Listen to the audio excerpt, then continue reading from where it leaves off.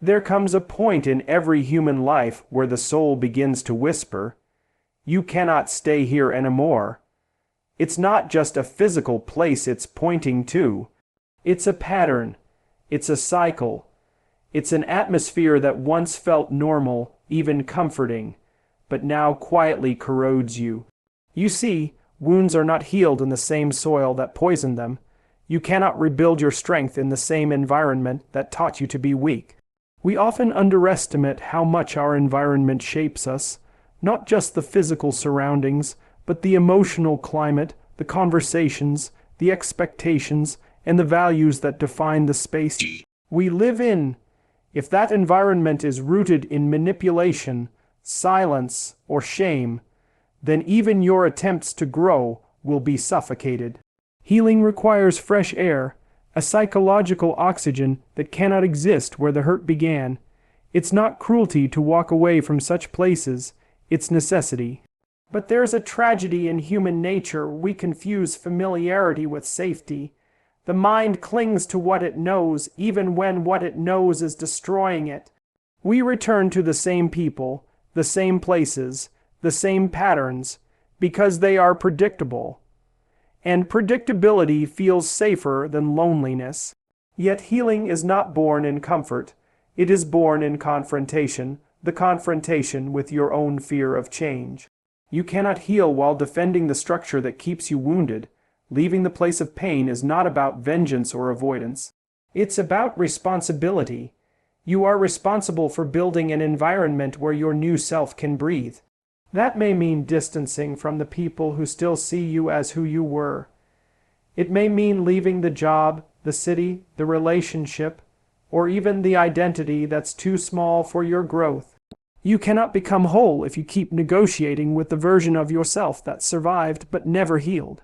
And perhaps the hardest truth is this: healing begins not when you feel strong, but when you admit what broke you. As long as you romanticize your suffering, as long as you justify the place that wounded you, you stay trapped. The moment you stop defending your pain, you free yourself from it. You begin to rebuild, brick by brick, not out of bitterness, but out of clarity. Healing is not a return to what was, it's a rebirth into what could be.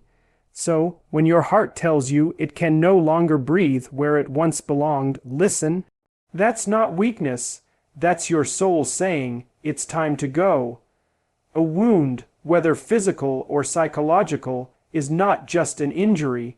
It's an imprint of environment, emotion, and memory. It carries with it the scent of the place where it was born, the faces that surrounded it, and the atmosphere that allowed it to exist. You cannot truly begin to heal while you remain immersed in that same environment, because the very air there is contaminated with the echoes of what hurt you. It's like trying to recover from smoke inhalation while still standing in a burning building. The body may attempt to mend, but the source of harm keeps the wound open. Healing requires more than time. It demands distance, clarity, and transformation of space. The environment that opened your wounds is not neutral, it's active. It's a system that sustains certain patterns of thought, behavior, and emotion. It rewards silence when you should speak, compliance when you should resist, and dependency when you should grow. Even if you've intellectually forgiven or rationalized what happened, the energy of that environment continues to pull you backward. You start to shrink to fit into spaces that once broke you. You find yourself adjusting your voice, your behavior, your ambitions, not because it's wise, but because it feels safer to stay unnoticed. That's not healing, that's survival wearing the mask of peace. To truly heal, you must recognize that your surroundings are not just physical, they are psychological ecosystems. The conversations you have, the emotional tone of the people around you, the values you're exposed to daily, these are all forces that either nourish or deplete you. If the ecosystem that hurt you still exists unchanged, it will subconsciously invite the same cycles of harm. Your nervous system remembers the tension, your body anticipates the pain, and your mind begins to expect betrayal. It becomes almost impossible to evolve when every sensory cue reminds you of who you were when you were broken. This is why many people feel trapped, not because they lack strength, but because they remain entangled in the geography of their suffering. Distance, then, becomes a form of medicine. Creating separation from the environment that wounded you is not an act of weakness. It is an act of self-preservation. You step away not because you hate what happened there, but because you love yourself enough to refuse to repeat it. You remove yourself so your nervous system can reset, so your mind can stop fighting for air, and so your identity can begin to form around something new. Healing is not passive recovery. It's an active process of resituating yourself in an environment where peace is possible. It's choosing to rebuild your world in a place that doesn't keep reopening the scars you've been trying to close. And yet, walking away from the environment of your pain is one of the hardest things a person can do. It means letting go of familiarity, of shared history, of the illusion that one day things will be different if you just hold on longer. It demands courage, the courage to abandon what is known for what is necessary. But once you do, once you breathe air untouched by your old suffering, something profound happens. The wound begins to close. Slowly, yes, but surely. Because healing doesn't happen by revisiting the fire that burned you. It happens by stepping into the light that teaches you never to stand that close again. Human beings are creatures of habit, and habit can be both our savior and our downfall. When life wounds us, our instinct is not to evolve, it's to retreat into the familiar. The familiar feels safe because it's predictable. We know its rules, even if those rules are cruel. We understand its patterns, even when they harm us. The tragedy, however, is that familiarity does not heal us. It traps us in repetition. It seduces us with the illusion of comfort while slowly strangling our potential for change. What feels normal becomes a prison cell built not from walls, but from memories, routines, and psychological conditioning. Recovery requires uncertainty, the very thing familiarity teaches us to fear. When you remain in the familiar after being hurt, you unconsciously begin to recreate the same dynamics that caused the original pain. The mind, in its desperate need for coherence, repeats what it recognizes. This is why people often find themselves in the same kind of relationships, the same conflicts, the same emotional traps, even after swearing they'd never return to them. It's not fate, it's familiarity. Your subconscious clings to what it knows, even when it's toxic, because predictability feels like safety. But safety built on pain is not safety at all. It's stagnation disguised as peace. You cannot grow in the soil of repetition, no matter how deeply your roots are planted there. Recovery requires confronting the discomfort of the unknown. It means daring to step into spaces that don't immediately feel natural, where you don't have control, where the rules are new, where your old defenses no longer work. That's where real healing begins, because in the unfamiliar, your old patterns have nothing to feed on. When you distance yourself from what you've always known, you give your mind a chance to rewrite its narrative. You create room for new experiences that don't mirror your old pain. The unfamiliar may feel frightening, but it's precisely that fear that signals growth. You are no longer living reactively. You are choosing consciously. Familiarity also blinds you to possibility. When you live too long in repetition, you begin to mistake endurance for strength. You convince yourself that surviving the same pain over and over again is proof of resilience. But endurance without transformation is just prolonged suffering. The real strength lies in refusing to keep rehearsing your trauma.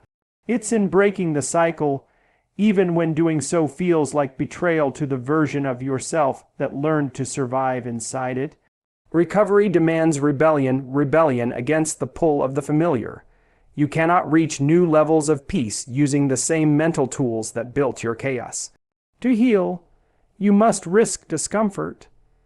You must step into conversations, relationships, and environments that challenge your old self instead of comforting it. Familiarity will whisper, "Stay here, at least you know what to expect." But the voice of healing will say, "Go, because you deserve more than what you've learned to endure." Growth never begins with comfort, it begins with courage.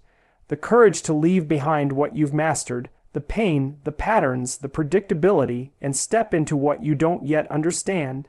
That is where recovery lies, not in the repetition of what was, but in the creation of what could be. There's a common misconception that walking away from the place or people who hurt you is an act of weakness, that leaving means you couldn't endure, that distance equals avoidance. But that's a shallow understanding of what separation truly is. Separation is not escape, it is responsibility. It's the recognition that you cannot continue to grow in an environment that undermines your health, your dignity, or your peace. It's not running away from your problems. It's moving toward the solution. Responsibility is not about staying where the fire burns. It's about realizing that rebuilding your life sometimes requires walking away from the ashes. The act of separation begins in the mind long before it happens in reality. It starts with the painful clarity that the situation you're in, the dynamic, the relationship, the environment no longer supports your evolution. You may still love the people involved, you may still have loyalty to the place, but responsibility asks a harder question. Is this helping me become who I'm meant to be? If the answer is no, then staying becomes a form of self-betrayal.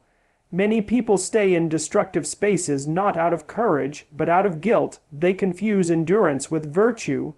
But endurance in the wrong place is not noble. It's negligent. To remain in the environment of your pain when you have the power to leave is to participate in your own suffering. True responsibility means you are accountable for your own healing. No one else can carry that burden for you. You cannot wait for those who hurt you to change before you begin to recover. You cannot depend on apology, validation, or closure from the same source that caused the wound. Healing is your duty, not their debt. And often, the first step toward fulfilling that duty is separation. By choosing distance, you're acknowledging a fundamental truth. You are not obligated to remain where peace is impossible. You're choosing to protect what's left of your strength and rebuild in an environment that doesn't continually reopen your scars. But separation isn't merely about physical distance, it's emotional, spiritual, and mental. You can leave a place but still be chained to it in your thoughts. Responsibility requires more than relocation. It requires reorientation. You must retrain your mind not to revolve around the pain, not to replay the story endlessly, not to define yourself by what you left behind. Separation demands that you build a new internal architecture, one based on self-respect, discipline, and clarity. It's the process of untangling your identity from the chaos that once defined it. That's why separation often feels harder than staying. It's not just about leaving them, it's about finding you. And perhaps the greatest paradox is that separation, though it feels like loss, is the beginning of freedom. It's the moment when you stop waiting for the past to heal you and start becoming the kind of person who can heal themselves. You step away not out of resentment, but out of responsibility to your potential. You recognize that your presence has value, that your time has worth, and that your peace is sacred. Walking away is not a rejection of others. It's a declaration of self-respect. Because sometimes the most courageous act is not to fight harder in a broken place, but to take responsibility for your life and finally walk toward the one you were meant to live. Growth is not just a shift in mindset.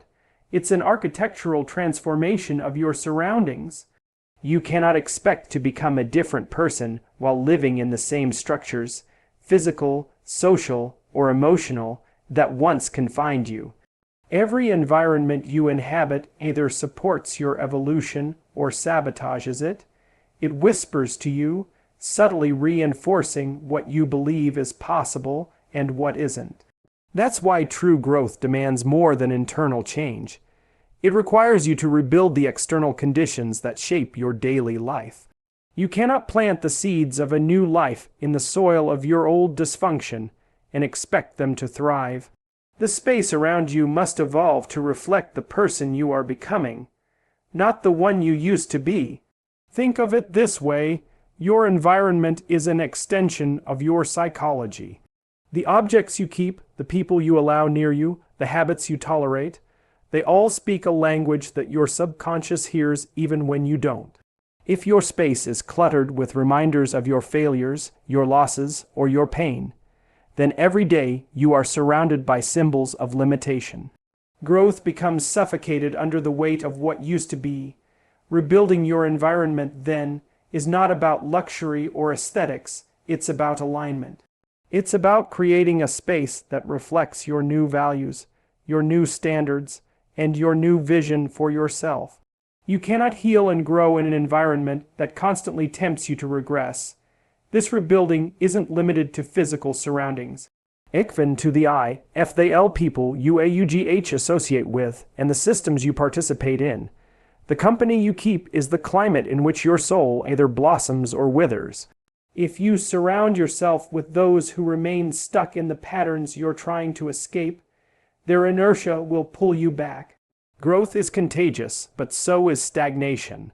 Sometimes rebuilding your environment means letting go of relationships that no longer mirror your direction.